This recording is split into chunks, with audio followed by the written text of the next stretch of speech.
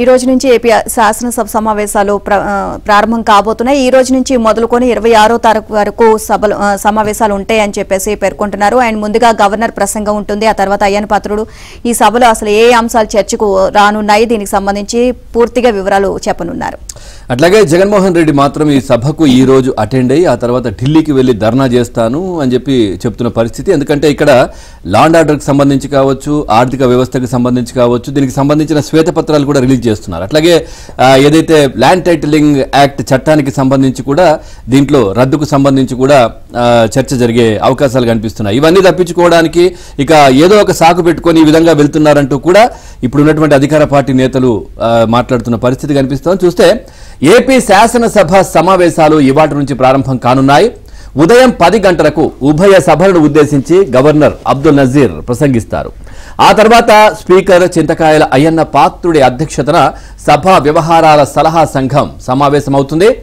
సభలో చర్చించాల్సిన అంశాలు, ఎజెండా ఏంటో ఖరారు చేస్తారు. 26వ తేదీ వరకు సమావేశాలు జరగనున్నాయి.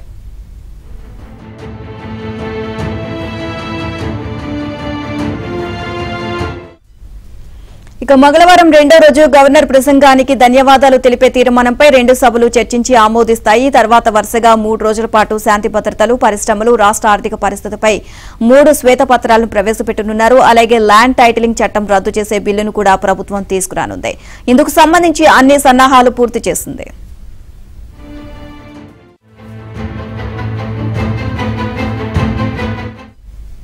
ఇక ఇవాళ మధ్యాహ్నం 2:30 గంటలకు అసెంబ్లీ కమిటీ హాల్లో తెలుగుదేశం శాసనసభాపక్ష సమావేశం కానుంది.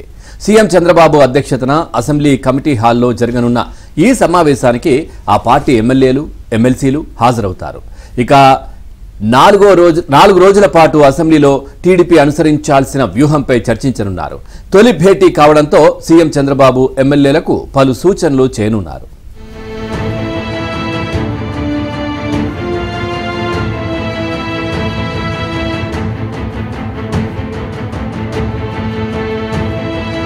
అవుతున్నాయి. ఈ అసెంబ్లీ సమావేశాలు దాదాపు 26వ తేదీ వరకు కూడా జరుగుతాయని చెప్పి ఇప్పటికే తెలపడం కూడా జరిగింది. అయితే ఈ రోజు ఉదయం 10 గంటలకు ఉభయ సభలను ఉద్దేశించి గవర్నర్ ఫస్ట్ ప్రసంగిస్తారు. ఆ తర్వాత ఈ గవర్నర్ ప్రసంగం మీద రేపు ధన్యవాదాల తీర్మానం ఉంటుంది.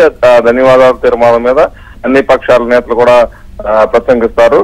అయితే ప్రధానంగా చూస్తే కనుక ఆ తర్వాత మొత్తం కూడా 3 రోజుల పాటు ఏదైతే ధన్యవాదాల తీర్మానం తర్వాత 3 రోజుల పాటు జరిగే ఈ సమావేశాల్లో ప్రధానంగా ఈ 3 శ్వేతపత్రాల మీద కూడా మొత్తం కూడా అసెంబ్లీలో ప్రస్తావించబోతున్నారు.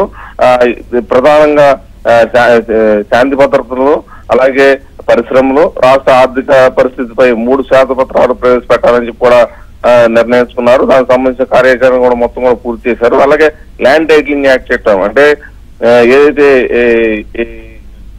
ల్యాండ్ టైటిలింగ్ యాక్ట్ చట్టం రద్దు చేస్తామని చెప్పి పదే టీడీపీ నేతలు ప్రజలకు ఏదైతే వాగ్దానం ఇచ్చారో దానికి సంబంధించిన ల్యాండ్ టైటిలింగ్ యాక్ట్ చట్టం రద్దు చేసే సంబంధించిన బిల్లును కూడా ఈ సమావేశాల్లోనే ప్రవేశపెట్టాలని కూడా నిర్ణయించుకున్నారు. దాన్ని కూడా ఈ సమావేశాల్లో ప్రవేశపెట్టే అవకాశం కూడా ఎక్కువగా కనపడుతుంది.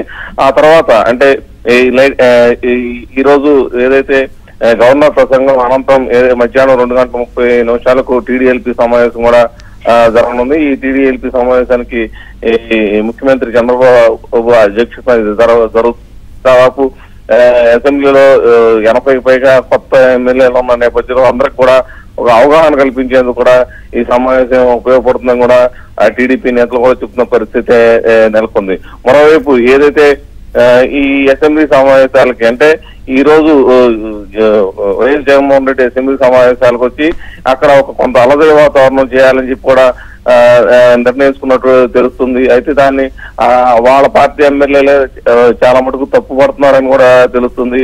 దీని మీద కూడా దానికి తగ్గట్టుగానే ఎదుర్కోవాలంటూ కూడా టీడీపీ మంత్రులు కానీ అలాగే ఎమ్మెల్యేలు కానీ వాళ్ళు అందరూ కూడా సంసిద్ధంగానే ఉన్నారు. అయితే